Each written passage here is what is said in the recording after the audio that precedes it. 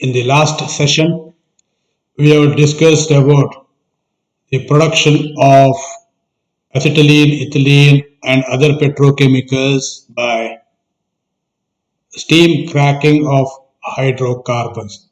That is steam cracking of hydrocarbon feedstock, that is naphtha. When naphtha is cracked in presence of water and oxygen at a temperature of 700 to 800 degrees Celsius, a product, gaseous product is obtained that is that contains ethane, ethylene, acetylene, hydrogen, carbon monoxide, carbon dioxide, methane, propane, propylene, butane, butylene, butadiene, carbon, and heavy oil fractions. From these mixture of petrochemicals, we have to separate the required petrochemicals by distilling them according to their boiling point. We also discussed about the production of ethylene dichloride. Ethylene dichloride is actually produced by chlorination of ethylene. So the process we discussed was ethylene is mixed with the chlorine and bubbled through the liquid phase reactor. Ethylene dichloride product serves as a reacting medium. Heat of reaction is controlled by external heat exchanger and recycle or by coil or jacket heat transfer to hold the reactor at 45 to 50 degrees Celsius temperature at a pressure of 1.5 to 2 atmospheres. The traces of ferric chloride or ethylene dibromide is used as a catalyst and gives 90 to 95% yield with little dimer formation. The gaseous product are cooled in two stages to strip the acid gas of ethylene dichloride. The liquid product is alkali washed and fractionated to ethylene dichloride. The another petrochemical we have discussed is vinyl chloride. Vinyl chloride is produced by various methods like ethylene dichloride thermal pyrolysis, acetylene HCl reaction, ethylene dichloride caustic reaction. These are the different methods available for the production of vinyl chloride. So, vinyl chloride is manufactured from ethylene dichloride thermal pyrolysis process. Here, ethylene dichloride, that is EDC, vapors at 4 atmosphere pressure is dried by silica gel and sent to a stainless steel tubular reactor or cracking furnace. This is externally flue gas fired and controlled at 480 to 520 degrees Celsius temperature. The contact surface catalyst within the tubes is charcoal. The conversion per pass is around 50% and the ultimate yield is 95 to 96% of vinyl chloride. Spray quenching with cold EDC ethylene dichloride prevents back reaction. Uncondensed gases are sent to a surface heat exchanger to remove the balance of EDC ethylene dichloride and vinyl chloride.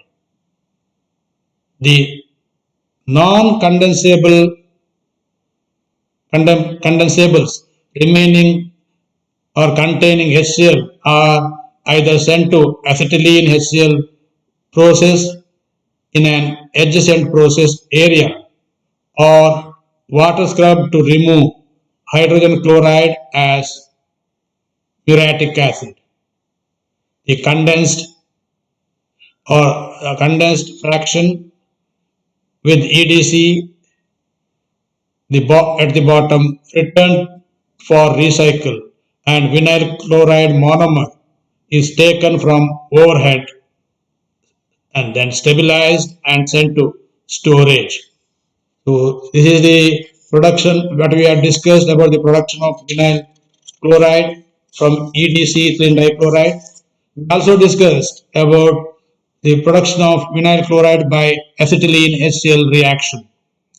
Here acetylene and HCl hydrogen chloride are reacted at a temperature of 160 to 200 degrees Celsius, which produce and 1 atmosphere pressure, which produces vinyl chloride. The process we discussed was acetylene and dry HCl in 5 to 10% molar excess or vapor blended by jet mixing in a pipe and passed through a tubular catalytic reactor containing carbon pellets impregnated with mercury chloride catalyst. The temperature is maintained at 160 degrees Celsius and is gradually raised to 215 degrees Celsius as the catalyst deteriorates.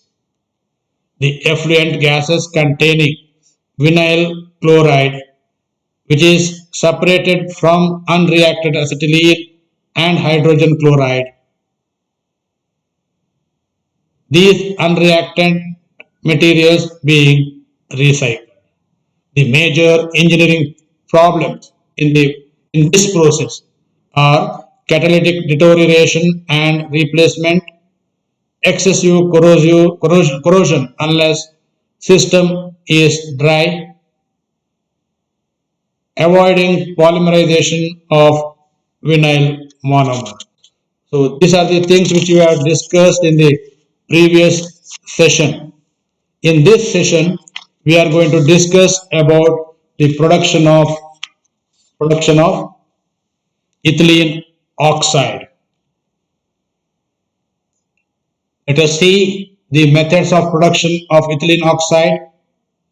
Number one is direct oxidation of ethylene, and number two, chlorohydration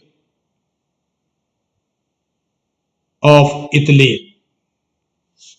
The chemical reactions taking place are ethylene is oxidized to ethylene oxide. C2H4 plus half O2 gives C2, CH2O, CH2O.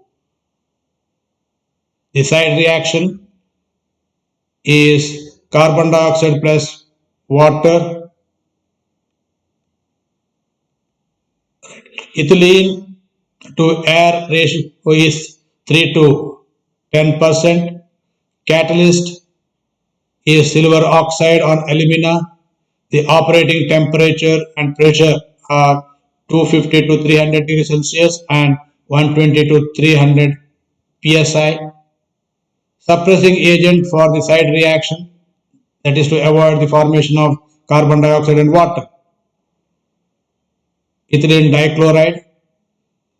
The reaction is exothermic. The flow sheet for the production of ethylene oxide is this one. The process is ethylene here. Ethylene of 95 to 98% pure,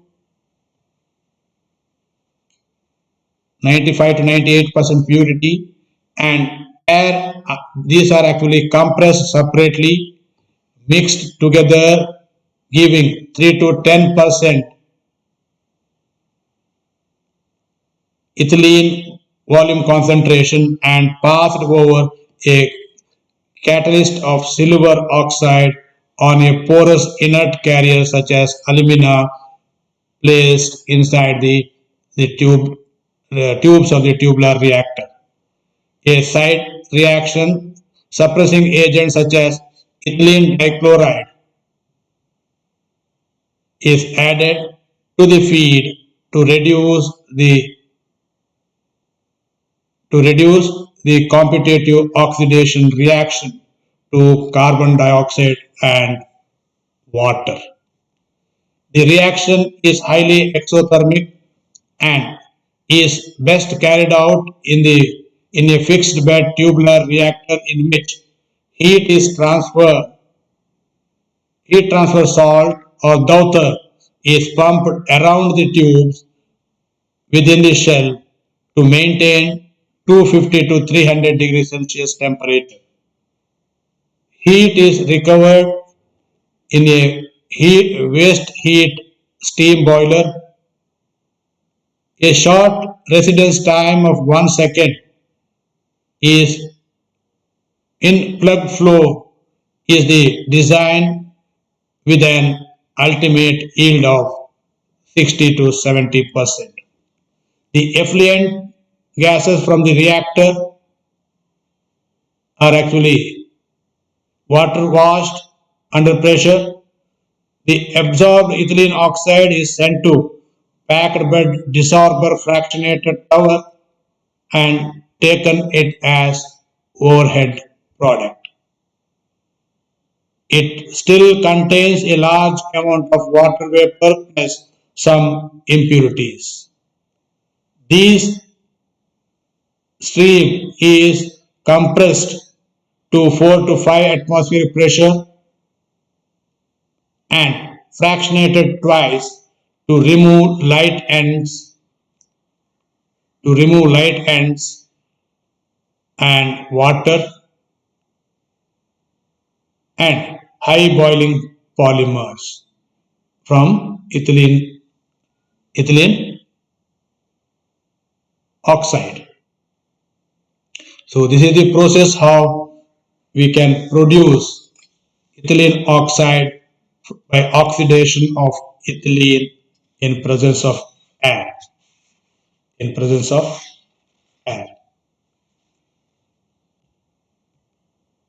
The applications of ethylene oxide. It is used in the manufacture of ethylene glycol, polyester, non-ionic detergents, and ethanoamides. Next, we will discuss about the manufacture of acetone from isopropanol. Isopropanol. The reactions, right? Dehydrogenation of isopropanol to acetone and hydrogen. CH3 twice CHOH, isopropanol at a temperature of 400 to 500 degrees centigrade and a pressure of 3 to 4 atmospheres, it produces acetone and hydrogen. The another reaction is isopropanol with half mole of oxygen, it produces acetone and water. Acetone and water. The catalyst used is porous copper catalyst on porous carrier, and the reaction is carried out in vapor phase. Let us see the flow diagram for this. This is the flow diagram of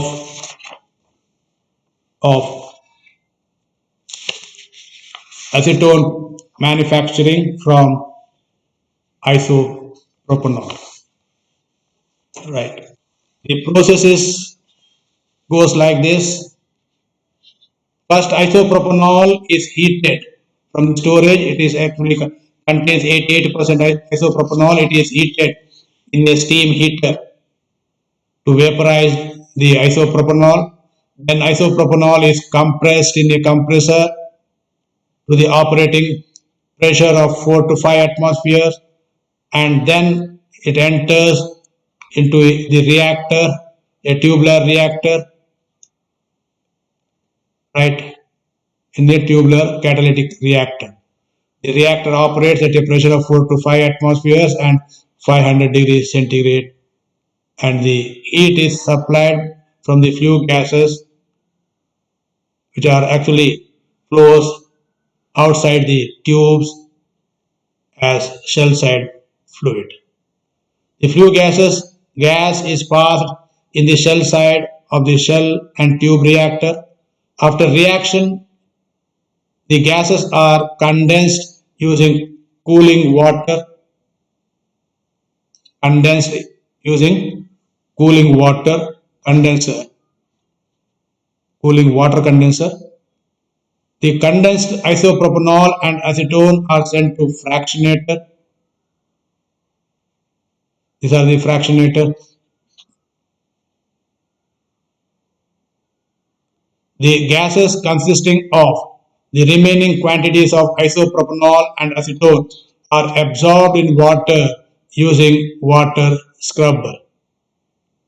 The acetone isopropanol mixture obtained from the condenser and water isopropanol acetone are actually sent to an acetone fractionator.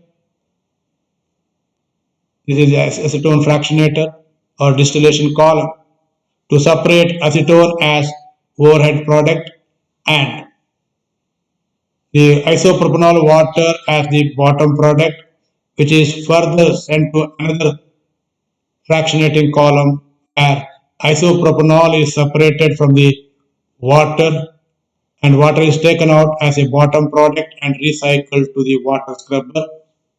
The unreacted isopropanol is condensed at the top of the fractionator in a condenser and then it is recycled back to the process.